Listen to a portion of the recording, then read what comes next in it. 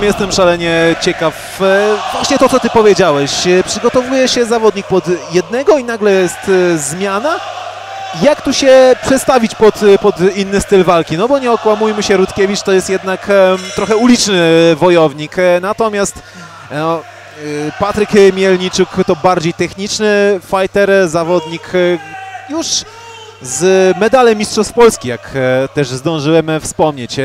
Obaj są medalistami, tylko Denis Dąbkowski w kategoriach juniorów starszych. Zazwyczaj jak się zmienia przeciwnika w ostatniej chwili, to się zmienia przeciwnika na słabszego. W tej chwili jest odwrotnie, jest wybrany przeciwnik na szybko i od razu dobrej klasy. Dlatego no, bardzo wysokie to będzie na pewno poprzeczko wysoko postawiona dla Denisa. Tak też widać gołym okiem, że Mielniczuk ma przewagę warunków fizycznych. I tutaj będzie chciał to z pewnością wykorzystać, chociaż widzimy kombinacje pięściarskie, także lewy hak pod prawy łokieć, więc ten boks jest na troszkę jednak wyższym poziomie. Denis jeszcze taki pospinany jest, robi takie wrażenie, tak, że bije jeszcze tak na sztywno, te ciosy są bardziej widoczne.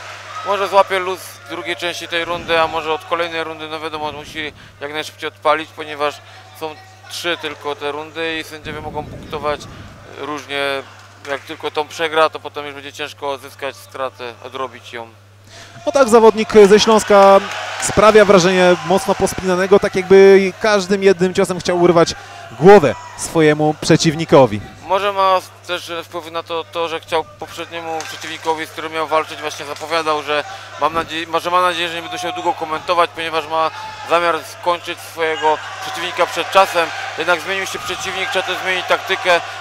Mam nadzieję, że nie wprowadził takiego nastawienia i takiej taktyki do tej walki, ponieważ ma zbyt doświadczonego przeciwnika, żeby starać się strzelać, od razu wszystko skończyć jednym ciosem, gdzie wtedy wiemy, że im bardziej człowiek się stara, im bardziej chce, tym mniej te ciosy dochodzą celu, mniej robią obrażeń, są bardziej widoczne, wolniejsze przede wszystkim. Kolejny raz hak pod prawy łokieć ląduje ze strony Mielniczuka. Tak, Patryk przyjmuje jakieś te ciosy Denisa na gardę, po czym nagle wyszczeliwuje takim jednym ciosem właśnie w okolice wątroby.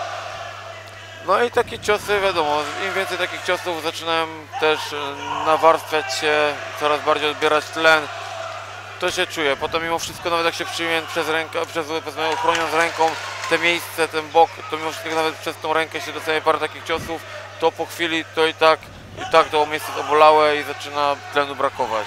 No tak, trzeba powiedzieć, mocna walka, twarda walka w pierwszej rundzie. Fakt faktem, że warunki panujące na hali,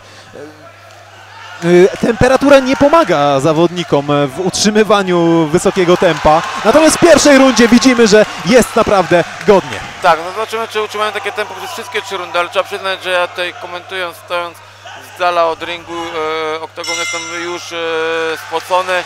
Jak oni muszą się czuć, to mogę sobie tylko wyobrazić, chociaż tak naprawdę zawodnicy przy dużej adrenalinie, nawet doświadczeni są takiej adrenalinie podczas walki, myślę, że o tym tak nie myślą. Może być po prostu, że zacznie im brakować tlenu czy tej kondycji, ale tak o tej temperaturze raczej sami nie myślą. Pamiętam, jak też walczyłem na hali na zasadach K1 z Jeanu Marquedo Cruzem, gdzie hala była taka z blaszaka, a na dworze była 40 stopni w cieniu, to tam jak były jeszcze lampy dookoła ringu rozstawione, to chyba było pod tą halą z 50 stopni tam, a tak naprawdę nie czuć było tej temperatury. Byłem na takiej adrenalinie, że naprawdę mimo jeszcze bardzo mocno pociłem, jakoś do końca dotrwałem tę walkę na dobrym tempie.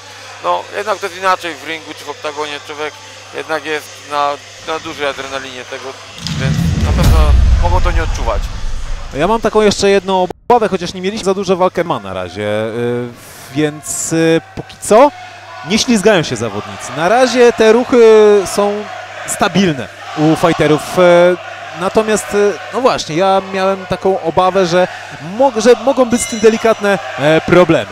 No ciekawe właśnie, jakie jest podłoże, jaka ta mata jest. Ja zazwyczaj jak walczyłem w K1, to raczej właśnie to był ring, chociaż zdarzało się też, że oktagon. No zależy może też od tego właśnie, jakie podłoże jest wykonane, jak jest wykonane. Teraz Denis starał się zepchnąć przeciwnika od początku. O, czy to było po ciosie? Zobaczymy. Nie. Tylko kazał nie tym razem. Nie tym razem. Chociaż teraz piękny cios, taki krzyżowy, prawy, rzucony luźno znowu. Tylko teraz no, nie może za często też bić tego jednego ciosu, ponieważ przeciwnik to wyczuje. Rękami ładnie teraz kombinację 4 ciosów wykonał Denis. Ale widać, że każdy cios no, jest Na siłę tak wybite. że wkłada bardzo dużo w każde uderzenie Dąbkowski. Tak, ale ładnie zaczął tutaj na górę, wykończył na dół, zaczyna te strefy troszeczkę mieszać, wiadomo, porozbijał po górze przeciwnika, podniósł ręce, skończył 2 dołami. Tak powinno to wyglądać, zawsze powinno się jak najbardziej właśnie zawodnika szachować oraz te strefy zmieniać, starać się. No ja takie też odnoszę wrażenie, że delikatnie mógł spuchnąć zawodnik z Warszawy, chociaż przed momentem bardzo ładna kombinacja i z ciosem na tułów i z middle kickiem. No wydaje mi się, że tutaj Patryk teraz cofnięty, dał się cofnąć do tyłu zepchnąć i Denis zaczyna swoją robotę wykonywać lepiej. Lepiej już Patrykowi wychodziło, kiedy to on szedł do przodu, kiedy on rozbijał Denisa, jednak tutaj teraz role się odwróciły. Denis cały czas spycha go, akcja zaczyna rękoma, wykańcza nogami, no zaczyna to coraz lepiej wyglądać z jego strony. Chyba troszeczkę taki luz też złapał, którego wcześniej brakowało, zaczyna to być widoczne w tej rundzie. Ale po takim okresie troszkę niemrawym Patryka Mielniczuka zaczął być bardziej aktywny w drugiej rundzie. Zawodnik z Uniku więcej kopia i ogólnie więcej zaczyna atakować. Już nie daje się przede wszystkim zamykać na siatce. No tak, na pewno nie można, wiadomo, że tutaj nie ma tak w ringu 4 narożników, jest ich więcej, ale też, że jeżeli ktoś potrafi umiejętnie zamknąć przeciwnika, to wtedy pod tym siatką może go przytrzymać i tam obkopywać czy rozbijać rękoma. Trzeba umieć wyjść na bok i starać się trzymać środka ringu, zwłaszcza, że Patryk jest wyższy. Denis z tego co mam podane ma 181 cm wzrostu, tutaj w takim razie Patryk musi być jeszcze wyższy. Takim zawodnikom bardzo jest wygodnie, aby trzymać walkę na środku oktagonu, czy tam też ringu i nie dać się właśnie spychać ani zamykać, bo jednak w półdystansie zazwyczaj osoby z dłuższymi rękami, dłuższymi nogami mają ciężej zadawać ciosy, silne ciosy przede wszystkim, czy kopnięcia. No miał przez moment Mielniczuka Dąbkowski na siatce, ale nie zdecydował się na podejście na serię. Dopiero teraz, ale od razu na ten jeden cios. Cała kombinacja uderzeń i kopnięć Mielniczuka. I teraz znowu sama końcówka, przez moment zepchnięty na siatkę. Mielniczuk jeszcze spróbował tam ataku Dąbkowski, ale całą akcję zakończył gong. Tak, na szczęście akurat w ostatnim przed gongiem akcji to Denis z powrotem przejął inicjatywę. Trzeba takie końcówki zaznaczać, ponieważ sędziowie bardzo często patrzą na to, jak właśnie się kończy runda, czy jak się ta runda rozpoczyna. Warto zawsze na samym początku dobrze zacząć, potem dobrze zakończyć. Tutaj ta końcówka właśnie była taka zmienna. Denis spychał przeciwnika, za chwilę Patryk spróbował odpowiedzieć. Z powrotem zaczął Denisa spychać do tyłu, po czym jednak pod koniec Denis z powrotem zaczął robić swoje.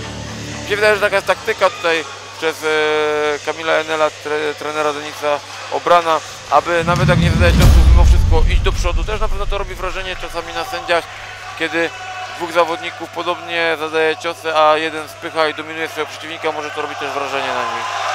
Jeszcze teraz zachęca do większego dopingu tutejszą widownię Denis Dąbkowski, no bo oczywiście nie jest to tajemnicą, że walczy u siebie, walczy przed swoimi znajomymi, też dlatego to po jego stronie stoi widownia. Tak, ma tutaj swoich kibiców sporo. Dobrze, że tą drugą rundę zaczął tak, że odrobił troszeczkę. Pierwsza runda wydaje mi się bardziej była ta na korzyść Patryka, tutaj ta druga runda już tutaj Denis starał się właśnie więcej spychać. Zobaczymy teraz ostatnią odsłonę tego starcia. A teraz dalej do przodu, tak jest.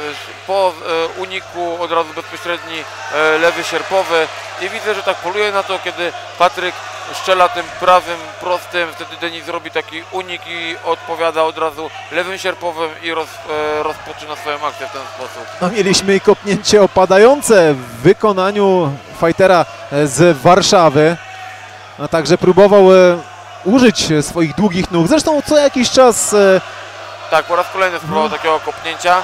Co prawda pod koniec, pod koniec walki, tak, w trzeciej rundzie, lepiej mi się wydaje jest zadawać niższe kopnięcia, ale celniejsze, nie tracić już siły na te wysokie kopnięcia, no bo mimo, że są efektowne, ładnie wyglądają, jak nie dochodzą celu, to kosztują kupę energii, jednak wiadomo, noga, żeby ją rozpędzić, ją dźwignąć tak wysoko, to jednak trzeba tej energii dużo zużyć.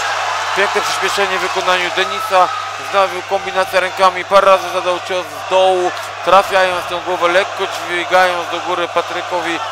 No zobaczymy, Denisa na pewno tutaj prowadzi to, że jest u siebie, doping jest kibiców za nim. Przez moment zamknął przeciwnika na siatce za podwójną gardą, ale przecisnął parę ciosów, czy podbródkowych, czy sierpowych Dąbkowski, ale widzimy, że także odpowiada i kolanami, ciosami prostymi Mielniczuk, no ale nie wydaje mi się, że powinien dawać się zamykać na siatce za podwójną gardą, bo Dąbkowski tylko czeka na takie okazje. No chociażby tak jak teraz, ma rywala na siatce, są krótkie ciosy, także front, mocny front kierowany na brzuch. No, w końcu dobrze wyszedł na bok Patryk, wyszedł spod tej siatki. Jak tylko Denis chciał przeatakować, to ładnie zrobił zejście z ciosem. Właśnie powinien się trzymać środka ringu. Na Denis w tym momencie no, powinien starać się go zamykać, na pewno ciągle tymi rękoma, tak, teraz ciosem podbródkowym znowu trafić. Ale przy tych linach pod tym siatką powinien troszkę więcej pracować, starać się go też okopywać, po to, żeby nie wypuszczać go stamtąd. Powinien zrobić odskok do tyłu, zadać dwa ciosy i znowu spinczować. Znowu odskok zrobić i zadać dwa ciosy. Tak on staje tylko za podwójną gardą, spycha go z rękawicami. Wtedy to Patryk może właśnie zrobić albo zejście na bok, czy cokolwiek, odpowiedź jakąś. Najlepiej jest nie stać w przeciwniku, kiedy nie zadajemy ciosów, albo splinczować, albo właśnie tak mówiłem, ponowienie ataków po odskoku do skoku. I cały czas presja. Trafił teraz prawym, podniosła się publiczność na trybunach hali Mosir w Mysłowicach. Końcówka i no trzeba powiedzieć na dużym charakterze obaj zawodnicy, chociaż wydaje mi się, że ciut więcej tego charakteru było u zawodnika gospodarza, a więc u Dąbkowskiego, który bardzo chciał jeszcze wykonać jakąś ostatnią akcję ofensywną na koniec walki. No wydaje mi się, że trzecia runda jest tutaj, powinna być przyznana przede wszystkim jemu. Był aktywniejszy, celniejszy, więcej spychał, jednak tymi rękami robił również swoją robotę. Ponawiał taki prawy krzyżowy rzucany bardziej z góry, po czym wykonywał parę innych akcji i potem znowu wykonywał ten taki prawy krzyżowy, który trafiał. Ładnie to robił, że nie bił nim co chwilę i nie był taki ten cios przewidywalny, tylko bił ten cios, trafiał, potem zrobił parę innych akcji, po czym znowu wykonał ten prawy krzyżowy i trafiał. Czyli tak by usypiał swojego przeciwnika jakimiś innymi kombinacjami po to tylko, żeby pod koniec wyszczelić ten prawy krzyżowy, który cały czas praktycznie dochodził celu. Może nie był na tyle celny, żeby przeciwnika powalić swojego, no ale jednak na pewno robiło to wrażenie na Patryku. No i posłuchajmy w takim razie decyzji, karty sędziowskie zebrane, a więc słuchamy. Zwycięzcą tego pojedynku został reprezentant Yenel Fight Club Denis Dąbkowski! Myślę, że zasłużone zwycięstwo po dwóch pierwszych rundach, bym powiedział, po jednej rundzie dla każdego z zawodników. No i trzecia według mnie właśnie była taka decydująca tutaj, według mnie Denis jednak ją wygrał. No muszę powiedzieć, nic dodać, nic ująć, wydaje się zasłużone zwycięstwo Dąbkowskiego. Miał swoje świetne momenty, bym powiedział, nawet Patryk Mielniczuk, zwłaszcza na początku walki, no ale już potem powoli, systematycznie Dąbkowski zaczął przejmować inicjatywę, przejmować pole klatki, chciałoby się powiedzieć, przejmować teren i pojedynek wygrał.